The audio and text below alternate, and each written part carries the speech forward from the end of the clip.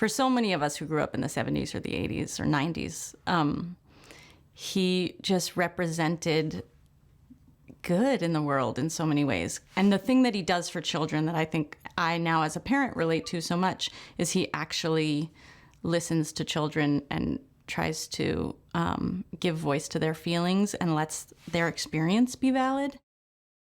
Tom and I talked a lot in the months leading up to shooting about Fred's voice and about his mannerisms. And I think the trickiest thing for Tom was sort of to just slow himself down.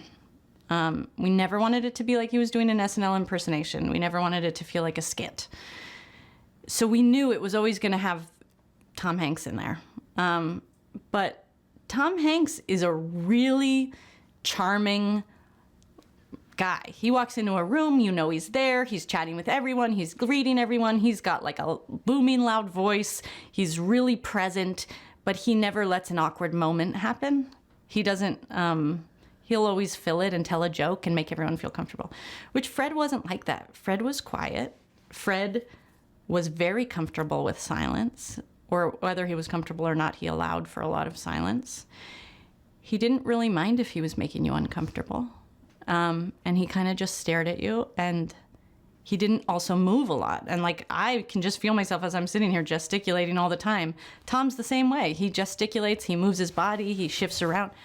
Fred kind of found his position and kind of kept it. And if you watch him in interviews, he's really still. So that was sort of the biggest challenge, honestly, was just tapping into like this different energy.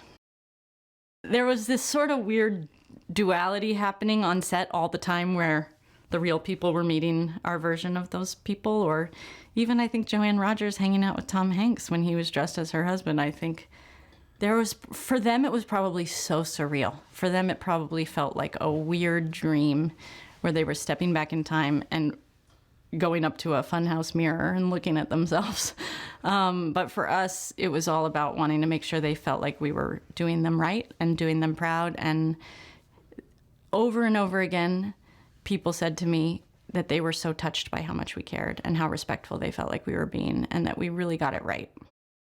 This isn't about telling the story of Mr. Rogers or telling a biopic or letting you know some interesting sordid detail about his life. I hope that people take a moment to reflect on themselves and their own emotional self and their own emotional well-being, and get to reflect on their humanity through watching the movie, which is a bigger challenge to the audience than I think people maybe will be expecting.